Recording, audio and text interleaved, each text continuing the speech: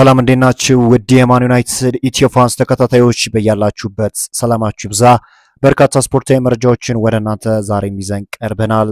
ለቻናሉ አዲስ የሆናችሁ ቻናሉን ሰብስክራይብ እንዲሁም ቪዲዮን ላይክ እና ሼር ማድረጋችሁን ፈጽሞ እንዳዘነጉ። በቴሌግራም ቻናላችንም አዳዲስ መረጃዎችን ማግኘት ትችላላችሁ። እዚሁ የዩቲዩብ ቻናላችን ላይ አታች አድርገንላችኋል። ወደ መረጃዎቻችን እንግባ። የቀድሞ የሊቨርፑል ተጫዋች የነበረው ስቴቨን ጀራርድ እንዲህ ሲል ተናግሯል። በእንግሊዝ ብሔራዊ ቡድን አብሬያቸው ከተጫወትኳቸው ተጫዋቾች ሁሉ ለእኔ የምንጊዜው ምርጡ ዋይኔ ማርኮ ሩኒ ነው ብለዋል። እርሱ ሜዳ ላይ ብዙ ነገሮችን ማድረግ ይችላል። እኔ ሩኒን እንደ 9 ቁጥር ወይም 10 ቁጥር አልመለከተውም። እኔ እርሱን የማየው በሁሉም ቦታ መጫወት እንደሚችል የአጥቂ ስፍራ ተጫዋች ነው። እሱ ሲያሻውም እንደ ተከላካይ ሆኖ መጫወትም ይችላል ሲል ምን ያህል ተጫዋቹ ሁለገብ እንደሆነ ስቴቨን ጀራርድ ተናግሯል። ከዛ ውጪ ኔዘርላንዳዊ የማንቸስተር ዩናይትድ የፊት መስመር ተጫዋች ጆሹዋ ዘርክዚ በጥሩ የዝውውር መስኮት ማንቸስተር ዩናይትድ ለመልቀቅ እያሰበ እንደሆነ ተገልጿል። ተጫዋቹ በአሁኑ ወቅት በቂ የመሰለፍ ዕድል እያገኘ እንዳልሆነ የሚታወቅ ጉዳይ ነው። ያ ነገርም አላስደሰተውም እና ይህንንም ተከትሎ ተጫዋቹ በቀጣዩ ዓለም ዋንጫ ሀገሩ ኔዘርላንድን ወክሎ መጫወት የሚፈልግ ከሆነ የጥሩ የዝውውር መስኮት ወሳኝነት እንዳለውም ተዘግበዋል። የጣሊያኑ ክለብ ጁቬንቱስ ጆሹዋ ዘርክዚን የግላቸው ማድረግ ከሚፈልጉ ቡድኖች ውስጥ ይገኙበታል። ከጁቬንቱስ በተጨማሪ ፒኤስቪ ተጫዋቹን ወደ ሀገሩ ኔዘርላንድ መመለስ እንደሚፈልጉም ተነግሯል። ከዛ ውጪ ማንቸስተር ዩናይትድ ወደ ሳውዲ አምርቶ የወዳጅነት ጨዋታ የሚያደርግ ከሆነ በዚህ ዓመት ከ10 ሚሊዮን ፓውንድ በላይ ማግኘት ይችላል ተብሏል። የዩናይትድ ሰዎች እያሰቡበት ከሚገኙ አማራጮች መካከል በሪያድ ሲዝን ካፕ ውድድር ላይ መሳተፍ አንዱ እንደሆነ ተገልጿል። ያ ከሆነ ደግሞ ማንቸስተር ዩናይትድ በቅድመ ውድድር ዝግጅት በሪያድ ካፕ ለመሳተፍ ከወሰኑ ከአልናስር ጋር የወዳጅነት ጨዋታ የሚያደርጉበት እድል እንዳለም ተዘግበዋል። የማንቸስተር ዩናይትድ የበላይ አካላት አካዳሚውንና በውስጡ የሚገኘውን መገለገያ እቃዎች መልሶ የማልማት እቅድ መያዛቸው ተገልጿል። በእቅዱ ውስጥም ጄንሰን ዊክሎክስ፣ ኦማር ቢራዳ መሳተፋቸው ሲገለጽ የክለቡ ቀጣይ ትኩረትም ይኸው ፕሮጀክት መሆኑ ተመላክቷል። ማንቸስተር ዩናይትድ ከዚህ ቀደም የወንዶችና የሴት ቡድን ላይ ታላቅ ኢንቨስትመንት ማድረጉ የሚታወቅ ጉዳይ ነው። በመሆኑም ቀጣዩ እርምጃ አካዳሚውን መልሶ ማልማት እንደሆነ ተዘግቧል። በተጨማሪም ዊልኮክስና ቢራዳ የማንቸስተር ዩናይትድ አካዳሚ የዓለማችን ምርጡ እንዲሆን ፍላጎታቸው እንደሆነ ተጠቁመዋል። እንግሊዛዊው የማንቸስተር ዩናይትድ አማካኝ ኮቢ ሜኖ በቀያዮቹ ሰይጣኖች ቤት ባለው አሁናዊ ሁኔታ ደስተኛ ለመሆኑ ተገልጿል። ተጫዋቹ በቂ የሆነ ጊዜ እያላገኘ በመሆኑ ከክለቡ ለመልቀቅ ፍላጎቱ እንደሆነ ተገልጿል። ሁኔታዎች በዚህ ከቀጠሉም ታዳጊው አማካኝ በጥሩ የዝውውር መስኮት ክለቡን በውሰት ለመልቀቅ ጥያቄ እንደሚያቀርብም ይጠበቃል። ኮቢ ሜኖ ከማንቸስተር ዩናይትድ የሚለቅ ከሆነ ናፖሊ ተጫዋቹን የማግኘት እድሉ ሰፊ ነው።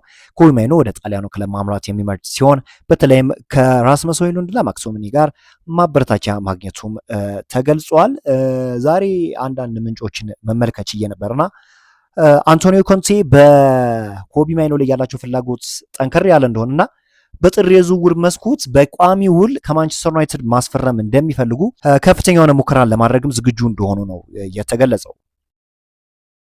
ሌላኛው የማንቸስተር ዩናይትድ ባለስልጣናት በዚህ ሰዓት እርጋታን እንደሚፈልጉና ምንም አይነት የችኮላ ውሳኔ ማድረግ እንደማይፈልጉ ተገልጿል። ከቀናት በፊት ፋብሪዚዮ በዩቲዩብ ገጹ እንደጠቆመው ከሆነ ዩናይትድ በሰንደርላንድ ቢሸነፍ ራሱ ኢኒዮስ ሩበን አሞሪምን ለማሰናበት አላስቡ ነበር ተብሏል። ጋዜጠኛው አያይዞም ዩናይትድ ነገሮችን ለማስተካከል ዓለም አቀፍ ረፍቱን ይጠቀምበታል፣ በዚህም አሰልጣኙን ከማሰናበት ይልቅ እገዛ ያደርጉታል ሲሉ መመዘገቡ ይታወሳል።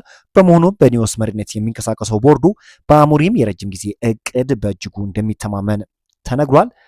አሰልጣኙ እስከ 2027 የሚያቆይ ውል ያላቸው ሲሆን ክለቡም ለአሰልጣኙ የካሳ ክፍያ የማውጣት ምንም አይነት እቅድ እንደሌላቸው ተዘግበዋል። ማንቸስተር ዩናይትድ ያለፉትን 5 አሰልጣኞች በማሰናበት ብቻ 72 ሚሊዮን ፓውንድ የካሳ ክፍያ ውጭ አድርጓል። በዚህም አሞሪም በቀጣይ በሰንደርላንዱ ድል እንደ መነሳሻ በመጠቀም መመሪያዎችን ማሰልጠንና ዩናይትድን ወደ መስመር መመለስ እንደሚጠበቅባቸውም ተመልሰዋል። በዋነኝነት ያሰቡትም እንግዲህ አንዳንድ ማሻሻያዎችን ማድረግ ነው። ከነዛም ውስጥ እንግዲህ ማንቸስተር ዩናይትዶች በጥሩ የዝውውር መስኮት የመሀል ስፍራ ተጫዋች ለማስፈረም እቅድ እንዲያዙ ፋብሪዚዮ ሮማኖ አሳውቋል። ይሄ ነገር በጣም ጥሩ የሚባል ዜና ነው። ማንቸስተር ዩናይትድ በመሀል ስፍራ ምን ያህል ሲቸገር እንደነበር አስተውለናል። ስለዚህ ሩበን አሞሪምን ከማሰናበት ይልቅ የመሀል ስፍራ ተጫዋች እንደሚያስፈርሙና ክለቡን በሚገባ ለመገንባት ዝግጁ እንደሆነ ነው እየተገለጸ የሚገኘው።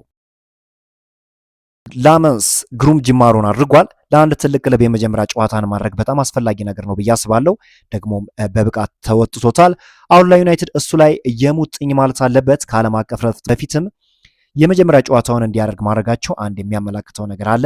በውስጥ አዋቂነት አንተ ከዚህ በኋላ ቁጥር 1 ግብ ጠባቂያችን ነህ፣ እስኪ ችሎታን እያሉት ነው ሲል ቤን ፎስተር ተናግሯል።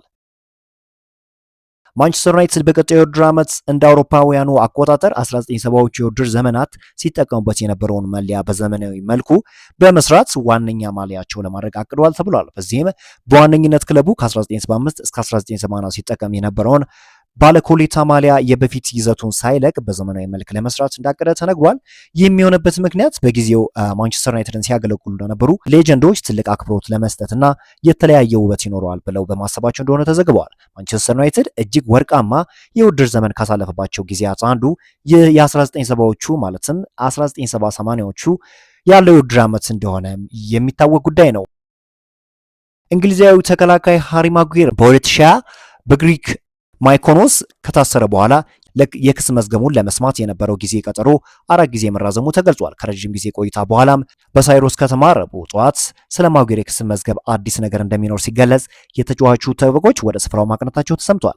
የማጉዌር ጠበቆች የጎደፈውን የማጉዌር ስም ለማጥራት በፍርድ ቤት የሚቀርቡ ሲሆን ይሁን እንጂ የመጨረሻ ውሳኔው እስከ ማርች 2026 ሊቆይ እንደሚችል ተመላክቷል። በተጨማሪ ማጉዌር ወደ ፍርድ ቤት ላይ ቀርብ የሚችልበት እድል አለ። ምክንያቱም በግሪክ አንድ ጉዳይ እስከ 8 ዓመት ሳይፈታ ከቆየ ይሻራልና በዚህ ምክንያት ማጉዌር የክስ መዝገቡ እስከ ኦገስት 2028 እልባት የሚያገኝ ከሆነ ከሁሉም ነገሮች ነፃ እንደሚሆን ተጠቁመዋል። ፖል ስኮልስ ስለ ላንክሻየሩ ደርቢ እንዲህ ሲል ተናግሯል። ዩናይትድ አሁን ካለበት ሁኔታ አንጻር በአንፊልድ ግቡን ማድረግ ያለበት ነጥብ መጋራት ነው። ሊቨርፑል ግብ እንዳያስቆጥር ለመከላከል መጣር የዩናይትድ ተጫዋቾች ትልቁ የቤት ስራ ሊሆን ይገባል ሲል ተናግሯል። ከዚህ በፊት እንግዲህ ሪዮ ፈርዲናንድም ተመሳሳይ አስተያየትን መስጠቱ የሚታወቅ ጉዳይ ነው። ሊቨርፑሎች አሁን ካሉበት ሁኔታ አንጻር ዩናይትዶች ጥንቃቄ ማድረግ እንዳለባቸው ሁለቱም ሌጀንዶች ጠቁመዋል።